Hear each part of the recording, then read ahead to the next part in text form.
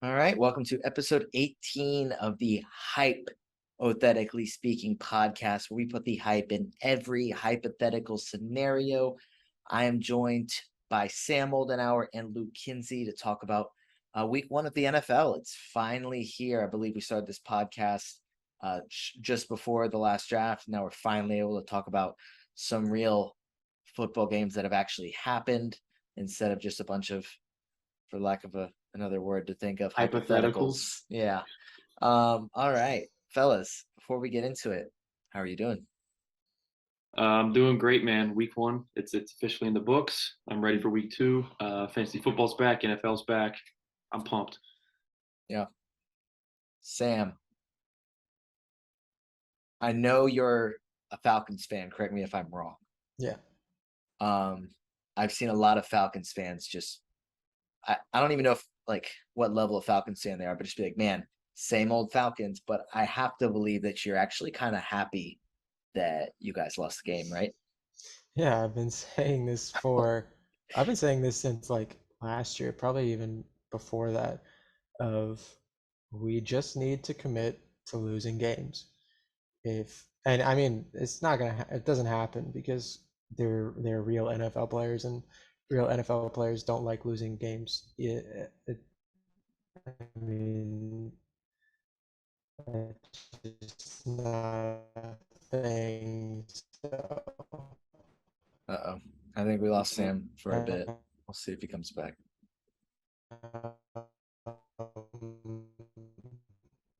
From what I'm gathering that he's talking about is, of course, real NFL players As a with real big time money. fan, Wait, we should be looking towards the future, and that means losing as many. I love how it's just like Just let me know when you guys can. just like he just sounds like really like he's saying every word really slow, like he's just dragging out his it's all for statement. emphasis, Noah. It's all for Yeah, that's where it is. Can you guys But hear me? we can hear you now, Sam. But like we heard what you said, but it was like every word was just like at half speed. All right. Yep. Good to hear. Good to hear, Sam. I love that input. I'm on the same page, even though I'm not a Falcons fan. I think that the Falcons should be trying to lose games to be able to help their draft pick for next season, starting a rebuild with a true top quarterback prospect would be the way to go. We'll see if Desmond Ridder can maybe be that guy, but landing a high pick won't hurt either way, whether you're getting a quarterback or Will Anderson. See if I say Will Anderson is an easy take at 101. Oh, really? Okay. Even if you need a quarterback, you'd probably go Will Anderson. I just think there's times where you just take the best available player, and I think he changes the defense. That's fair.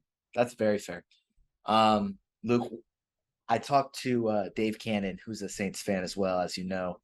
Before the season, he had very high hopes. He said, we're winning the division 12-5. And then when after week one, I talked to him, he said, man, we're going to be good 11-6. I don't think he had remembered he said 12-5, but he's still just on the hype train. Are you on the same hype train? Not quite as much winning the division, but I do think second place in division behind the Bucks. I mean, it's just hard to say you're gonna best Tom Brady, but I do think Jameis Winston is gonna compete. I think Michael Thomas getting back healthy is gonna be good. The only thing that scares me is honestly Alvin Kamara. I'm not quite sure. They didn't use him very much week one. They used Taysom Hill more than I thought that they would have, but I wasn't upset at it. I mean, of course, it led to the first Saints score that we had that game, our first Saints touchdown that we had that game. But the thing that I was scared about, of course, is the inverse of, okay, if we can't stop the Falcons, who are supposed to be one of the worst teams in football this season, then there's no chance we get to the 11-6. That of course I would love to be a part of. Like I think we could be a wild card team, but I don't think that we're going to get there giving up that level of offense to that poor of an offensive team. Yeah, that was kind of my thoughts because when I asked Dave, I was like, "Hey, man, like, are you sure you're not a little worried that you guys were losing to the Falcons late and then literally had to have the Falcons?" Like, thank goodness it was the Falcons, but still. Exactly, because that's the only way. That's the only team that's going to blow the lead was the Falcons. So, okay, I was just curious your thoughts.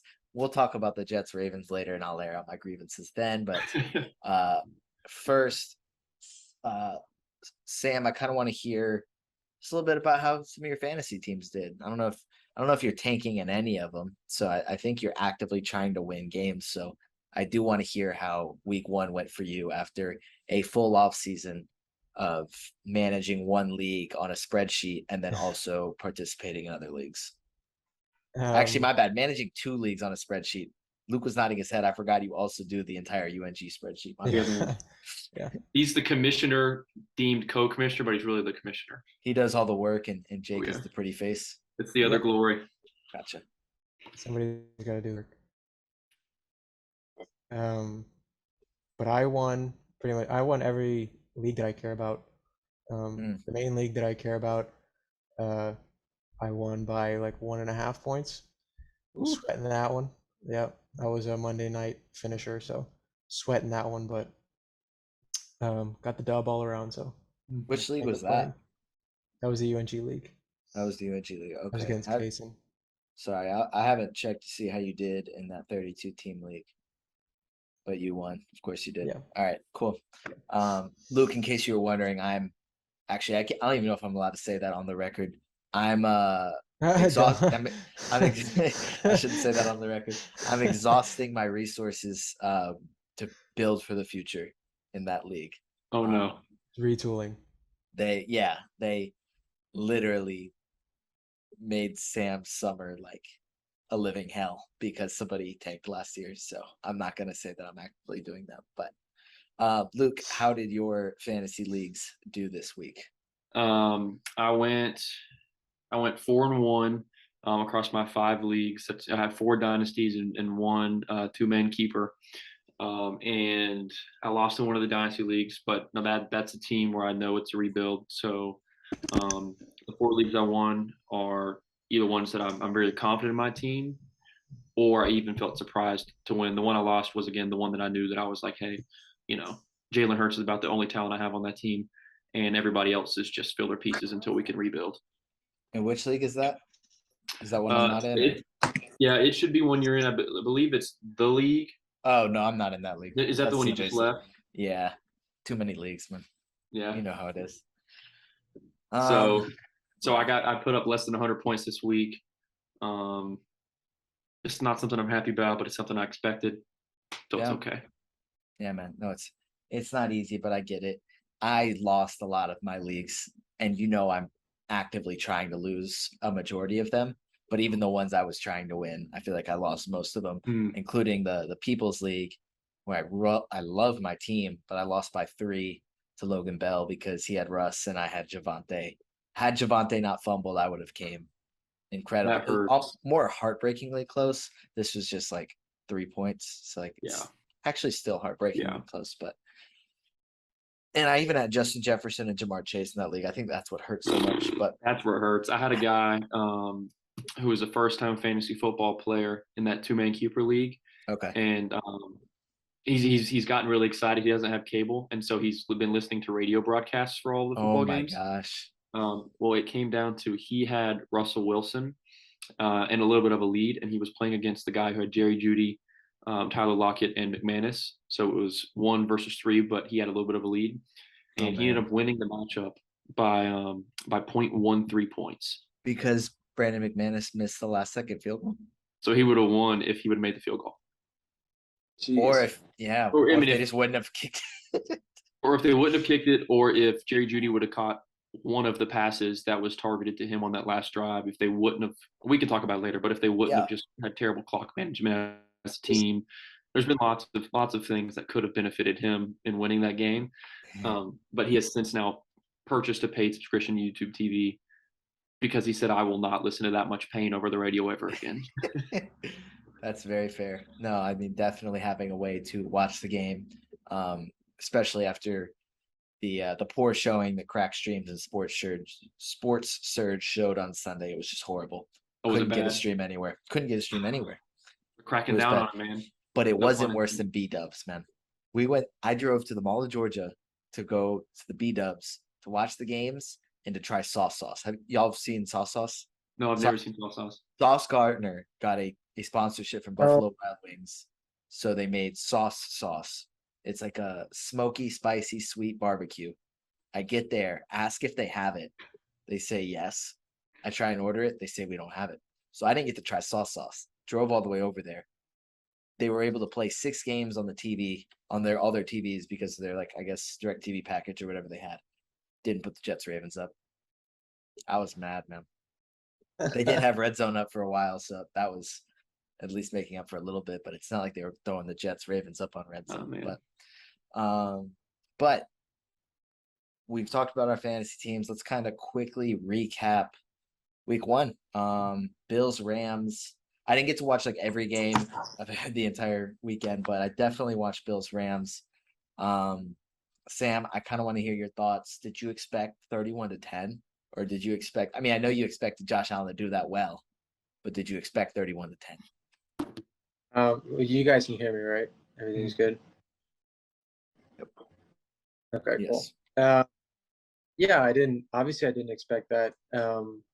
I think we expected more from the Rams offensive line, but obviously they lost Whitworth in their left tackle. They lost him he retired in the offseason, and there were some question marks on their guard spots as well. So they came into the season, we knew that their offensive line was going to be a problem. They tried to address it in the draft, and evidently it didn't work week 1. But again, going up against Von Miller and I mean, the Bills have one of the deepest defensive lines in all of football, so that was going to be a struggle regardless. But it's really not a good sign week 1. But they do have a bounce back game against the Falcons. So the Bills are the number 1 team, in my opinion, in the NFL. So it's not a bad thing to lose to the number 1 team in the NFL, but they didn't look very good at all. Matthew Stafford looked like he was kind of broken. Yeah.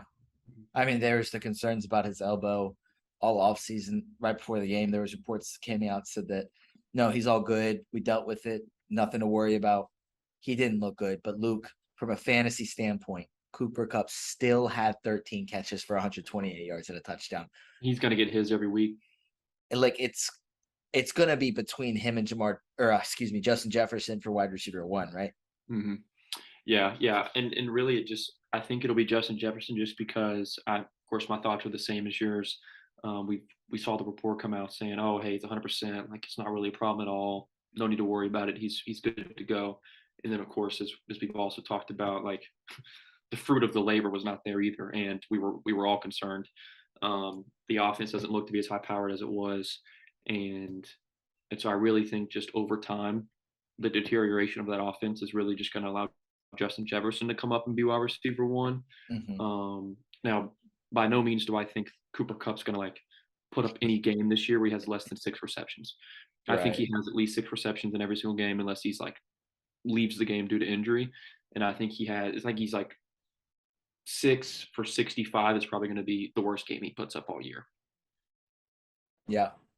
And then I just want to stay on this game a little bit longer, and then we'll go through some of the other games a little quicker. But Sam, tell me about Cam Akers. Please tell me about Cam Akers. Like, do I drop him? Do I drop him in my 1-year league? In my 1-year league, not my dynasty, my 1 year. No, I wouldn't drop him. I actually made a trade. Shoot, I already did. I gotta pick him back up. Picked up Zach Moss instead. They play the Falcons next week, so that could be a bounce back game for their offense, and they are favored by I think 10 right now. So they're assumed to be leading pretty much the whole game, so that could get Cam Akers involved more and get him into some kind of rhythm to where McVay can trust him to be on like more consistent drives just in general. I don't know what happened against the Bills. I don't know why he didn't start, and I don't know why he barely even played. So there are concerns there, obviously, but I mean, they took him in the second round a couple of years ago. they like the guy enough to keep him around. The Achilles is obviously a question, but it's week one. I wouldn't say you should overreact. I would say let's give it at least like 1 or 2 more weeks, and if they're not in more of a committee role, or he's not even garnering like any looks at all, even in the passing game, then there would be some real cause for concern. But uh, I did actually make a trade. I traded Dameon Pierce for Cam Akers straight up because a guy was interested in Dameon Pierce who I had. So Nice. Was it a um, 1 year or a I dynasty? had I, I figured it was a buy low. It was a 1 year, so I figured it was a buy low. See what happens for the rest of the year. I have some other good running backs on that team, so I wasn't too concerned. But if Cam Akers pops off, then that's good for me. But I wouldn't be too concerned from week one. Okay. Well, it's the league I have him that's 1 year. I have him, and it's an 8-team 1 year with like small lineups. So I was dropping him for Daryl Henderson, but now you're making me reconsider. But maybe it'll just be a blessing in disguise and somebody else will get him off the waivers. All right. So then we'll move to the week one games. We'll just kind of go quick hitters on some of these questions. Luke, I'll start with you since this will be fun for you to talk about. Is Michael Thomas back? Is he that guy? And he's that guy. Slant King returned. Of course, I will say I was terrified. The first pass Jameis Winston threw to him, he looked like he had Grant Hill bricks for hands, and I was terrified. And then, of course, coming in, I took a nap during halftime, woke up about halfway through the third quarter, and he looked like he had arrived into the game with 2 touchdowns. Roughly around 20 fantasy points, what you had hoped for but weren't necessarily expecting.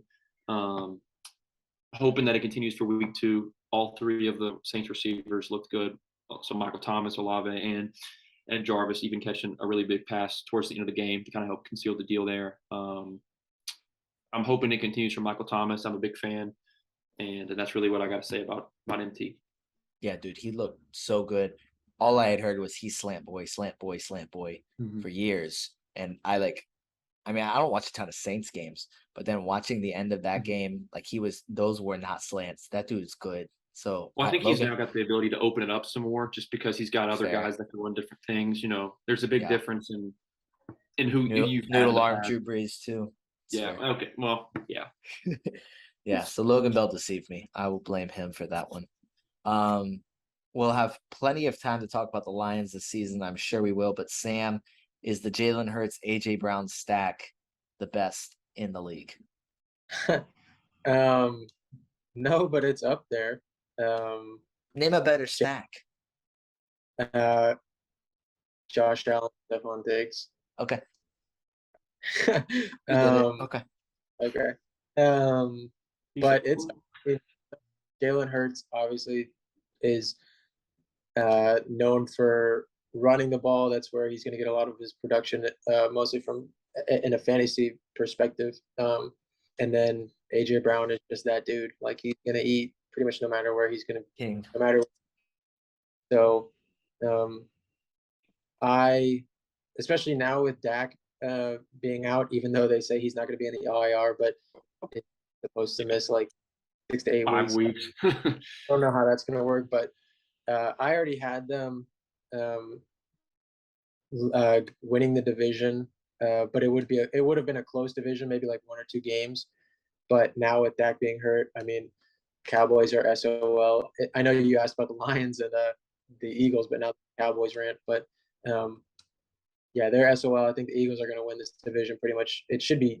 I mean, they should win this pretty easily, but we'll see how it goes. And yeah, I would be excited if I owned either Jalen Hurts or AJ Brown. Yeah. All right. I'm going to be the one to talk about the Ravens Jets because I don't want anybody giving me any crap about it. But let me just tell you guys some statistics. I saw that this was since I think Luke, I was telling you this before. Since when Lamar Jackson's quarterback of the Ravens, that was the least amount of rushing yards that they've had in a game. DJ Reed and Sauce Gardner, Luke, I found the actual stat: 9 targets, 1 catch for 8 yards. DJ Reed didn't allow a catch. Sauce Gardner allowed 1 catch for 8 yards. when Lamar Jackson and Mark Andrews played to get a full game together, there's been one time that Lamar Jackson has been under 20 rushing yards and 0 touchdowns. Mark Andrews has been under 60 receiving yards and 0 touchdowns. And it was against the Jets on Sunday. So many different, like the Jets defense was great. Like you can't play much better defense against the Ravens, especially when they have a couple possessions starting with really good field position because of a 20-yard punt and the offense being bad. So Joe Flacco's throwing 59 passes, man. We spent a second-round pick on Breece Hall, and Joe Flacco threw 59 passes. Like, I get it. When you're down, you have to throw the ball. I get it. There's no reason for us to not feed our running backs early when we have a duo like that.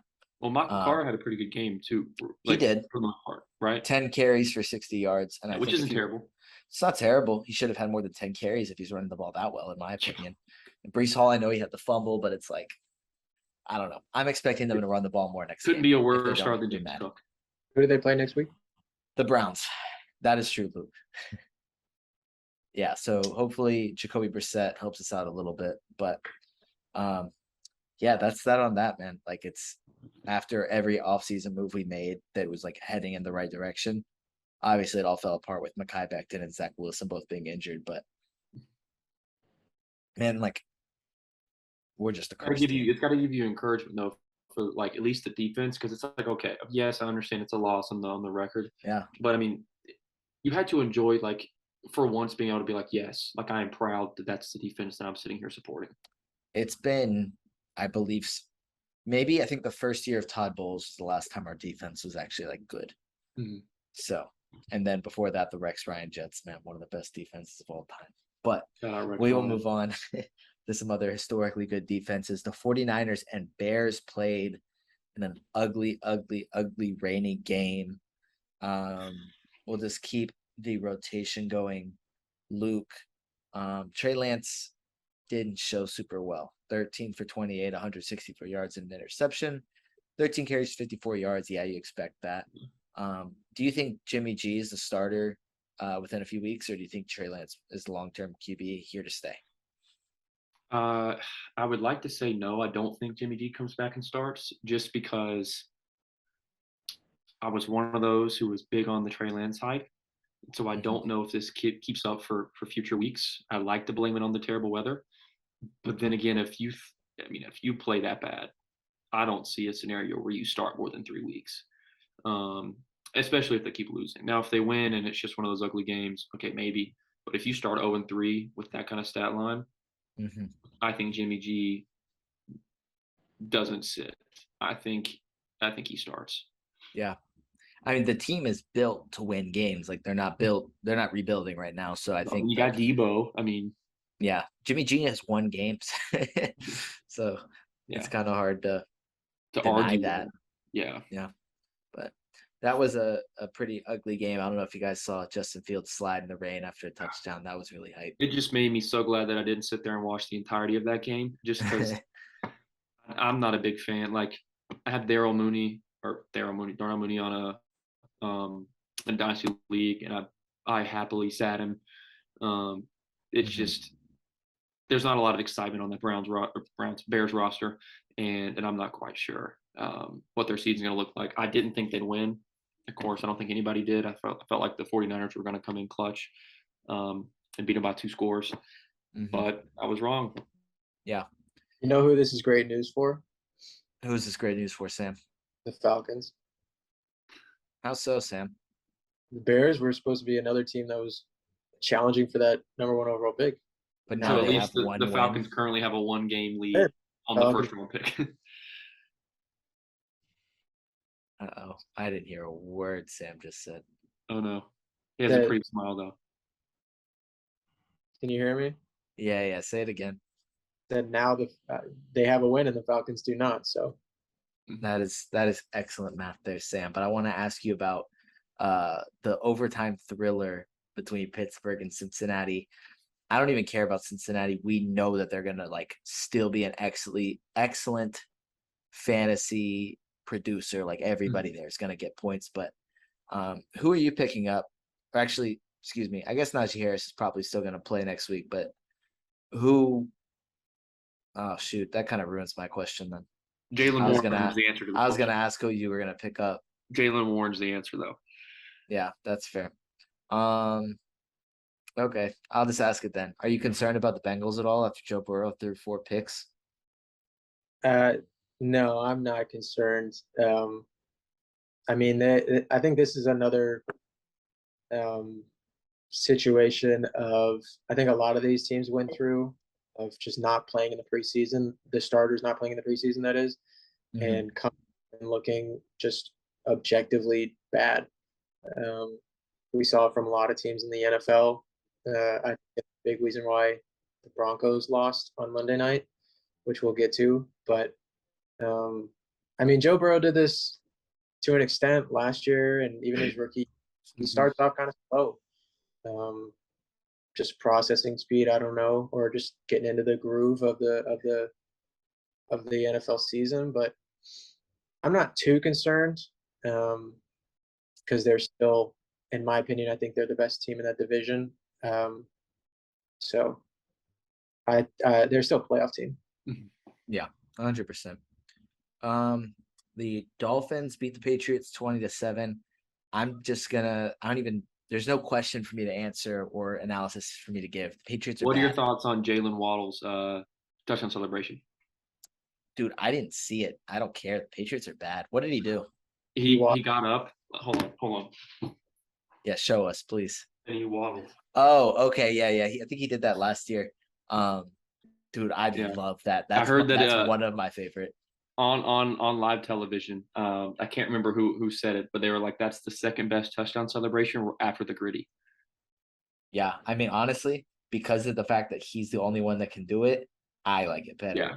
For a second there, I think it was me and Logan Bell's profile picture on Sleeper for the 2-manager league. Oh, with But- him doing the waddle, because that's like so personalized and fire. But no, the Patriots are bad. Like, they're in a bad position. Like, I just have to hope that they win 6 games and decide to keep Mac Jones around so we can at least have a couple more seasons of the Patriots not being a way better perennial than the Jets. contender. Yeah. Yes, Luke. Yes, way I'm better. just- historically, I'm talking about the last 10 seasons. I mean, I'm sorry. I'm a fan of the Jets this year. 20. I don't Yes, think Sam. I don't think Mac Jones is going anywhere, even if they have, like 4 or 5 or 6 wins. Like, Mac Jones was good, good, not great in his rookie year, and then for some reason they just lost their offensive coordinator, now head coach. He's in Las Vegas, right? Yes. So he moved on, but having a good rookie season and then immediately changing offense coordinators to now a combo role between their defensive coordinator and their special teams like assistant, like they're sharing play calling duties, Which and never either of them works. offensive minded. So it's going to be a very long season for the Patriots, but I don't think Mac Jones goes anywhere. I think he's the entirety of his rookie deal. Thanks for the affirmation, Sam. I needed it because Connor has me convinced that if the Patriots go like 2-15, that they're going to draft Bryce Young. So, I mean, I'm still scared if they get Will Anderson, but I need them going 6 or 11 or 7 and 10 for the next 50 years. That'd be excellent. Knowing Bill Belichick, even if he got the 101, he would trade down. Or draft like a tackle. Didn't I saw Cole Strange got pulled out of the game for performance? Or at least that's what Connor told me. I didn't see that. No, I'd have to check, but I mean, That- regardless, That's funny though, if it's true.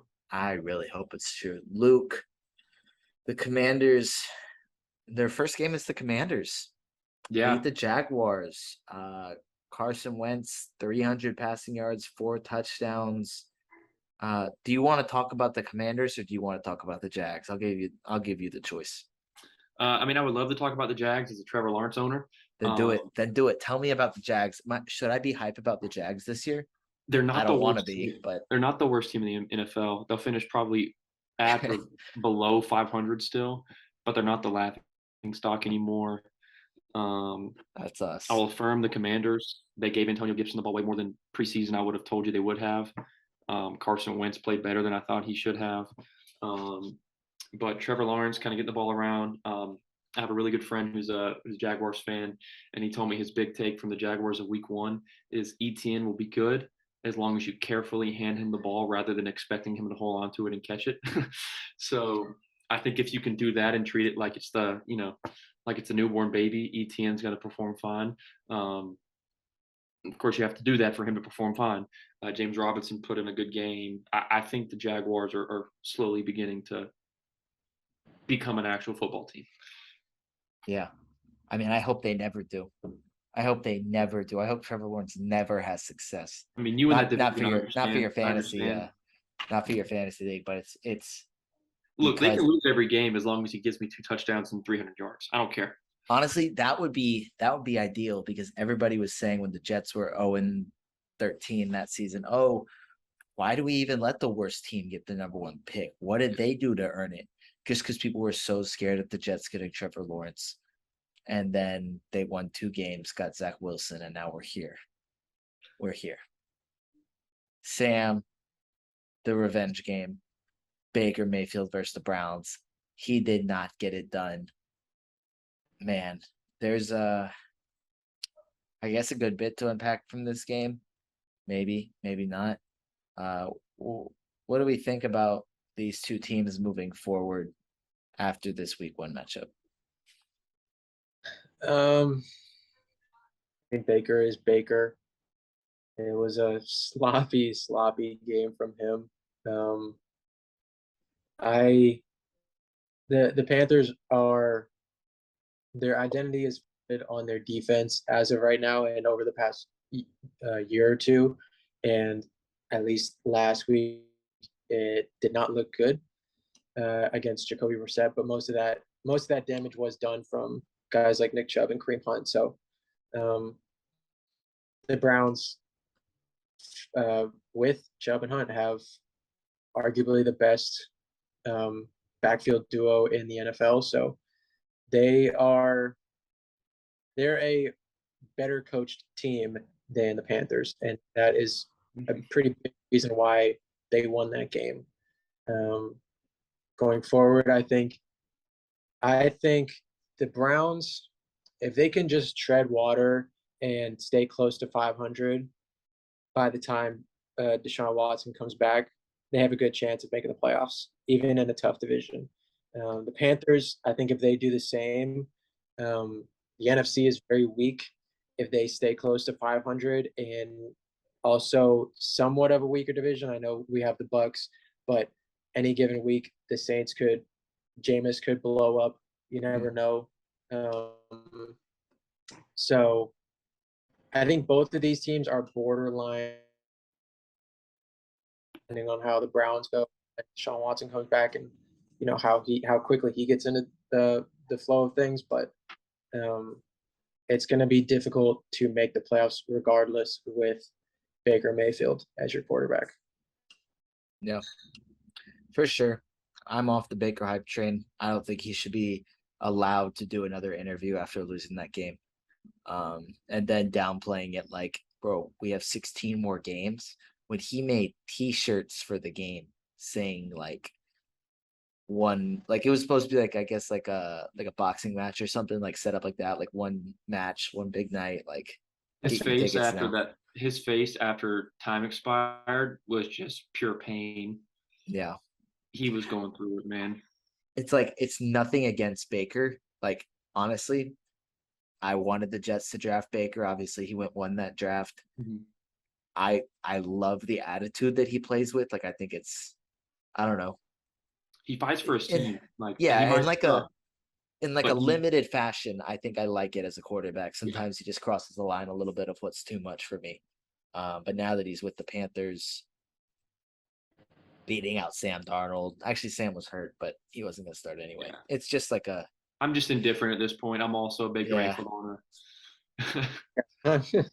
Like if you would have told the Panthers that they would have the number 1 and number 3 picks on their roster after the 2018 draft, or heading into the 2018 draft, they tell them you have them both in 2022, you'd think they'd be happy, but I don't know, man. I don't think they're thrilled.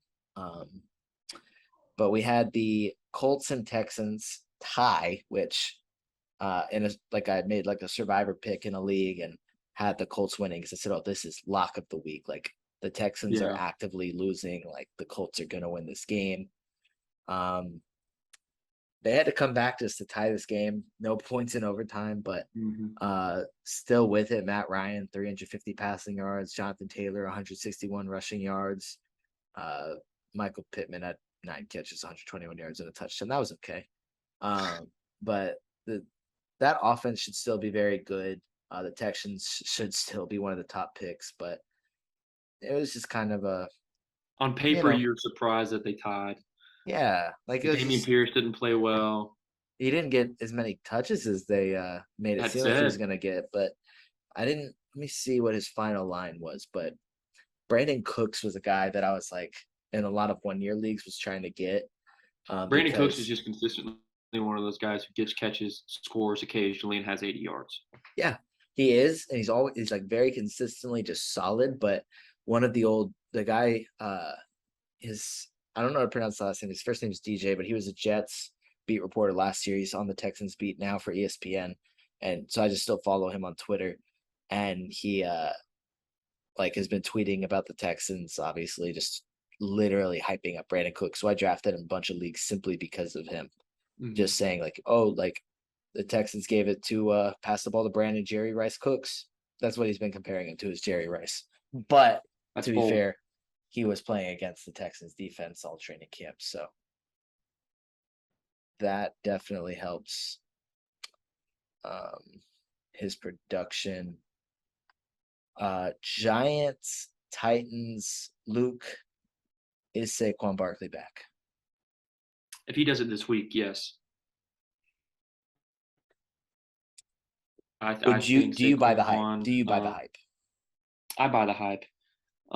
They had said all off season, hey, he's back, he's healthy, his legs are back under him, he's good.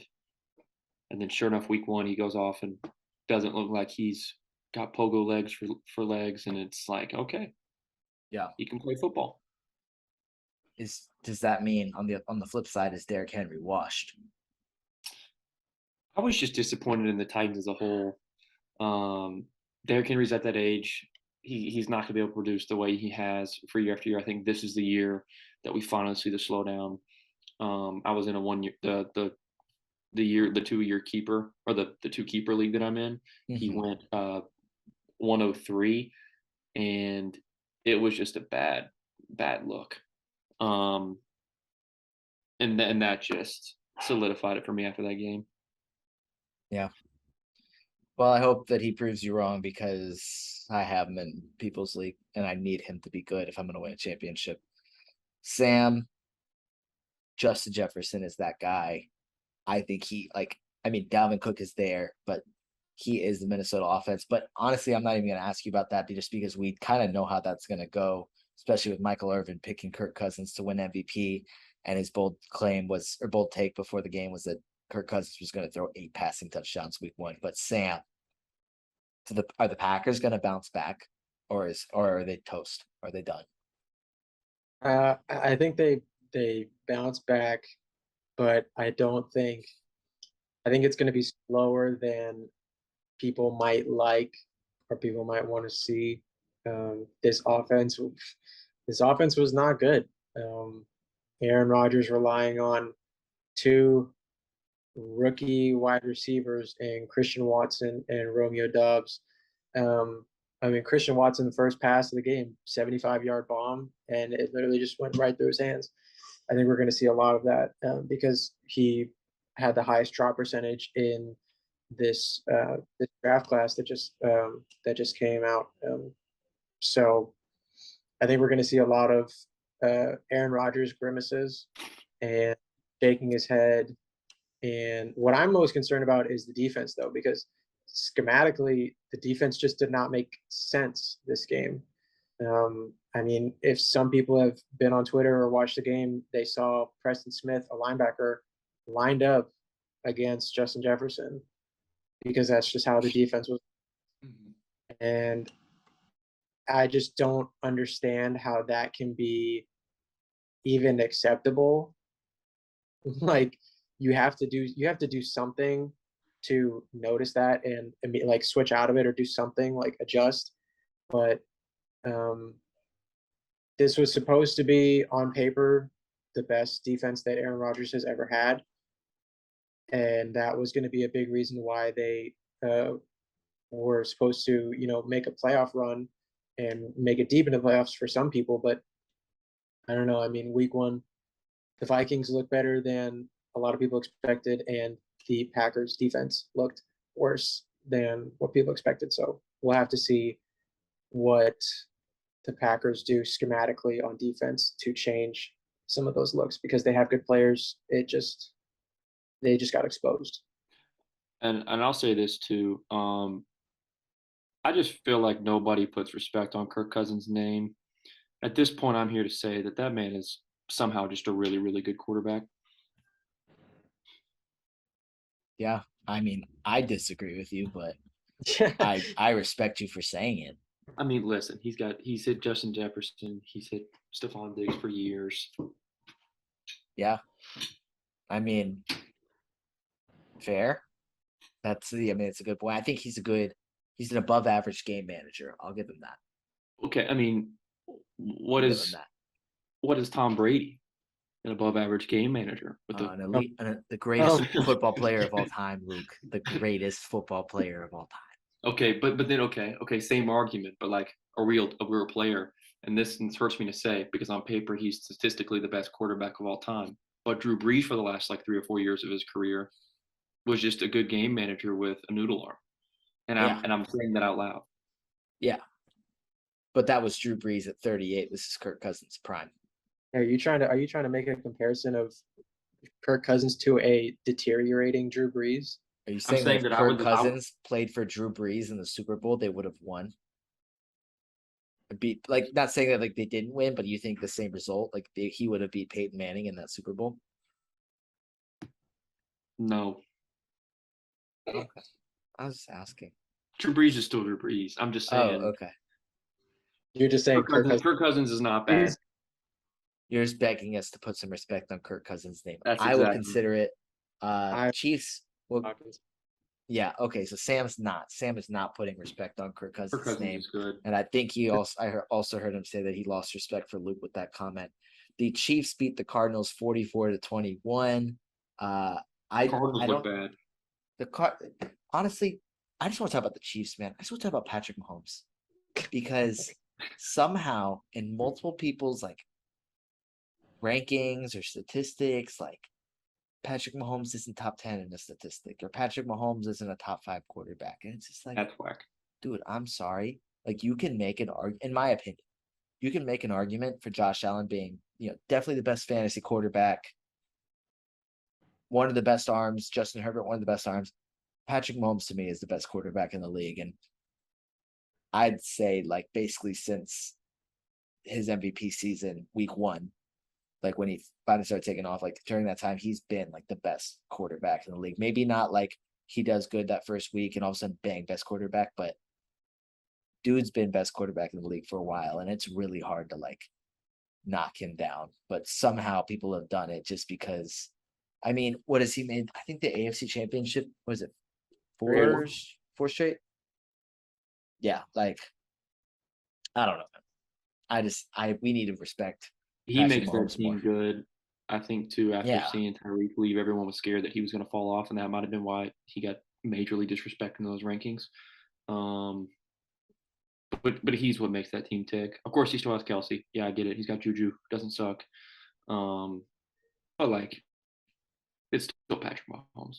I think you could throw him. I know football is, like, definitely, like, the most team sport of team sports, like throwing one guy. Or actually, I think my argument was that baseball was more of a team sport in the sense that like one guy can't win games. My bad, Sam. No disrespect, but like you throw Patrick Mahomes on any team in the league, and I think they make the playoffs. There might be like a handful of teams, and I'd really have to think about it because it's like the team would have to have the worst offensive line and worst weapons in the league. I think you throw him on any team in the league. I'm going through like Bears, I think they're fine. I think they make it. I think the few that come to mind are like Falcons. the Falcons, No, the Jets, the bro, Jags, and the Texans. Make the playoffs. the Wait, Jets would what? make the playoffs. 100%. Jets. Okay. I just seen somebody else say it. It couldn't be me. The Jets would Um, make. Yeah. But I'm thinking So- like, okay, if you're the Falcons, I think you just outscore because they do have weapons. Gosh, Like man, you imagine just outscore Patrick the Mahomes to defenses. Kyle Pitts. I'm thinking Kyle Pitts, Drake London doesn't suck. Yeah, you got to look at I know, but do you just outscore them? You got Kyle Pitts. the defense is Swiss cheese. You also get the Panthers twice a year. You also get the Bucks and the Saints twice a year, who are Yeah, good but- defenses. But you throw Patrick Mahomes in instead of Marcus Mariota on Sunday, they win that game. And I'm glad to have Patrick Mahomes. Oh yeah, no, man, Sam, you might be the only person in the world that doesn't want Patrick Mahomes on their team. You guys heard it here first. Sam Moldenhauer does not want Patrick Mahomes on the Falcons. Luke, the Chargers beat the Raiders. I know I just used Justin Herbert's name when I was like trying to basically hype up Patrick Mahomes, but dude's got to be up there among the best quarterbacks in the league, right? Like the Chargers are a very Yeah. legit team, and Justin Herbert has a chance to like take them back to the playoffs and make some noise, right? Yeah, I think that's 100% what we're going to see again this year. I don't think anybody doubted that the Chargers are going to be an amazing team. I still don't think anybody doubts that there's any chance that, barring any injury, that they don't compete. One thing that did shock me was the other end of the spectrum was Devontae Adams going off the way he did. I think Hunter Renfrow bounces back, but the fact that for a large portion of that game, Derek Carr, but just the Raiders' offense looked as bad as it did, and Devontae Adams still absolutely melted every person on that defense for the entire game, I think also gives me a different point of view and perspective on Aaron Rodgers. Now, Aaron Rodgers is like a Hall of Fame one of the best quarterbacks of all time, yes. But the fact that he come out there and also do that with Derek Carr shows me how good Aaron Rodgers and Devontae Adams were together and how underrated that offense was as a whole last year and the years before. Yeah, no, 100%. Just to keep things rolling along, because I was also impressed with Devontae Adams despite Derek Carr not being great. I mean, I had high expectations for the Raiders this year, but Sam, a team that's not going to meet the expectations that are set on them every single year, is the Dallas Cowboys. I want to ask what you're doing if you're them at quarterback, given recent reports that Dak is potentially going to return after 4 weeks. And then, yeah, no, I agree, Luke, but just like how toast are they as a team? And then I guess also a little bit, are you worried about CeeDee Lamb? I'll talk about the team first. I mean, like I said, like I had the Eagles winning this division originally, even before the season. So I don't get how people were so content with just keeping the Cowboys as winning the division when they lost their number one wide receiver. They are without their number 3 wide receiver, Michael Gallup, due to injury. They lost their left tackle, Tyron Smith. They lost their left guard, Connor Williams. Like this team just did not get better in really any way this offseason, where a lot of other teams, especially the Eagles, did. So now, and it's been well documented that when Dak has a top 10 with him, then he is a top 10 quarterback. When he does not have those elite players to play along with him. So it's definitely it was already a major concern for them going into the season. And now they came out incredibly flat, looked terrible before he got hurt. And then he gets hurt. Cooper Rush comes in. And at that point, the game was over anyway. So I think I made this hypothetical prediction a couple of days ago that I think they should trade for Andy Dalton, because I think it's a very buy low. Like, I don't think it'll cost you anything, and he has some familiarity with that offense. If they really want to compete at all, like in some kind of way, There's also the Jimmy G rumors, which I don't think happens. So as a team, I think they're SOL. If you're a GM that looks towards the future, you might try and trade some players to get some draft capital in order to rebuild some of this supporting cast around Dak Prescott. But that's not what the Cowboys do. So I wouldn't be surprised if they have a losing record this year. As far as CeeDee Lamb, I think Someone's got to throw him the ball. Yeah, I think he came into this season like a low end wide receiver 1, high end wide receiver 2, and he got 11 targets, but only caught 2 of them. A lot of them were uncatchable. Can't put that on him. That's But I mean, it is a major concern now. I think they'll still obviously game plan around him, getting him as many targets as they can.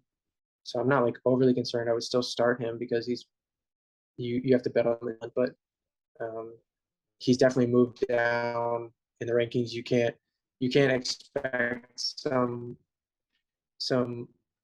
high upside games from him with Dak out.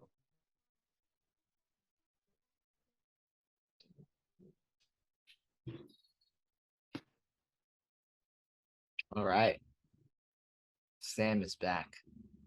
When did I leave? You said you something were about just slow. high upside games with Dak out, and then That was the I'd last. like to say this. My only rebuttals to Sam, Michael Gallup is definitely wide receiver 2 when he's healthy. I think you dump Zeke for as much as you can get from him. Tony Pollard's good. I mean, the problem is nobody's going to buy Zeke. Like I think Mike Fonde would love to buy Zeke. well, in an NFL team is not going to buy Zeke. And I think this is a sidetrack, but I think it is a very interesting case study to see how teams perform down the road after they give big contracts to their running backs, because we've seen it now from Dallas and we've seen it from Tennessee, where they give their running backs massive contracts, and then they can't afford to pay any of their other good, more valuable players, so they Isn't just it have the to same with the Jags and Leonard Fournette too a couple years back? um Was that still his rookie deal? I think that was his rookie deal, but I'd have to look into that more. But those are the two off the top of my head. Mm-hmm.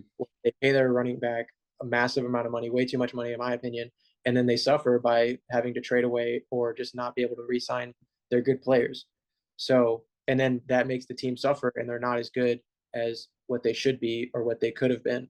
So I think it's a very interesting case study that teams should pay attention to, and I think a lot of teams already don't do this anyway. So I think that's a very interesting data point that people need to pay attention to. Is just like the whole mantra of running backs don't matter. Like sometimes they do, because sometimes you get like a Saquon or some kind of game-changing player. But even with those kind of guys, like it's still a detriment to your team if you're paying them a massive amount of your salary cap to them. Sam, in the future, we will definitely dedicate an entire episode to the anti-running back agenda, because I am on board with it. And I will rant for hours, but we will talk about the last game, the Monday night game. Russell Wilson's return to Seattle resulted in a 17-16 victory by the Seahawks. Russ couldn't get the job done. Broncos head coach elected to kick a 64-yard field goal when his kicker's career long was 61. I believe it was 4th and 4, and they just brought Russ in, paid him all this money. I don't see why. Like, I mean, I think everybody kind of knows, and I think he even admitted earlier today, like, hey, like I think I should have went for it. It's like, yeah, sure, man. Hindsight's 20/20, but how did everybody else know that you should have gone for it there? After seeing that you missed the 64-yard field goal to win the game, it's really easy the next day to say you should have gone for it. Yeah, I mean, but I think I had high expectations for Cortland Sutton in this game, but I was very excited to see Jerry Jeudy Yeah. do something, man. he's too talented to Yeah. have his first 2 years wasted by Drew Lock. So it's really exciting to see him do something. I hope that we could see more from Javonte Williams. I know he had I a mean, he goal line looked good fumble. too. Yeah, the I goal mean, line of course, the fumble hurt, fumble, but but he looked good. I think he had 11 catches too. Great from a fantasy standpoint. And I'm gonna go out and say that I'm still not on the Geno Smith hype train. I hope that he's very He looks solid good. for him. I'm agreeing with you. He just looked Yeah. good. Now I will say, I First, was extremely shocked that DK got the ball so much. I didn't think he was going to have any completions like over 4 for any player. Noah Fant disappointed me. DK way surprised me. Yeah, I agree. I agree 100% because I thought, honestly, I think I was lower on DK than just about everybody else, especially after the Russ trade. I was like, yeah, there's no way I really want this guy. But he was still solid. I hope that he can continue to, kind of figure things out with Geno so he can still have a solid fantasy season. Yeah. But yeah, it was a wild week 1, as always. Just a lot of surprising numbers, surprising results, but we will look ahead to week 2. And for the sake of time, I'm just going to go ahead and ask that we all lock in one bet that you are just going to. And if anybody's listening to this and is betting in any sort of fashion, be responsible, please, because we don't want to be. No, be responsible. But I'm going to go ahead and hammer in. Currently, the Patriots are favored by 1.5 over the Steelers in Pittsburgh. I'm going to go ahead and lock in that the Steelers are going to cover that, or the Patriots won't cover, however you say it. Bet on the Steelers because they just beat Cincinnati, who was in the Super Bowl last year, and upgraded their offensive line on the road. And there's no way that they lose this game, in my opinion. I would take the money line on Pittsburgh as well. But if you're going to give me 1.5, give me 1.5 because the Steelers are going to win this game. Luke, do you have a bet ready for me? Yeah, I really like what you're looking at there. Just with the Steelers, and it hurts for me to say out loud, but as a Saints fan, the Bucs are only 3-point favorites against the Saints. You have got to have the Bucs are going to cover. I wouldn't be opposed to a parlay with the Bucs covering, Steelers money line. And Sam, I'm really sorry if the Steelers yours, but the Colts are 4-point favorites over the Jags, and I would parlay the 4-point favorite cover of the Colts over the Jags. I don't think they look as bad week 2 as they did week 1. Nor do I think the Jags look as good week 2 as they did week 1. So I put a 3-team parlay together, put a couple bucks on it. I think that's a lock. I love it. Sam, do you have a lock for us? Yeah. Running through, I liked what caught my eye is Vikings at +2.5. I think they looked really good against the Packers, and I think what has plagued them over the past few seasons, and I think what gives Kirk Cousins partially a bad image, aside from his play himself, what gives them has given them a bad image is their clock management and just their overall offensive scheme of being more aggressive or less aggressive than they ought to be. So I think we've seen some change, albeit in a 1-week sample, but I think this can be a different Vikings team that can now with new leadership.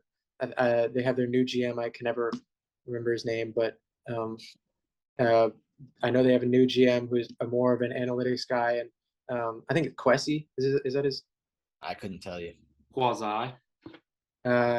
I can't remember what it is exactly, but I liked what I saw from them in week 1. Sorry. And I think this is a Vikings team that could challenge to win the division if the Packers don't pick up the pace and figure things out on offense. I think we sort of downgrade the Vikings because not many people believe in Kirk Cousins, and I will be People the first forget one. he's a good quarterback. I don't believe in Kirk Cousins. I don't think he's that good. I think he's a I am just here to do my job quarterback, which will not win in the playoffs, but it can win in the regular season. So I like them at 2.5 for this game against the Eagles, which I think is just going to be overall a good game. The over/under is 51, which is one of the highest for the week. So that's a Monday night game too. So something to look forward to as the weekend plays on. And no, I'll say this. I'm sorry. Good. Just kind of as Sam, you were talking, I went ahead and parlayed those three lines that I looked at, and it's plus 623, $5 will win you about $32.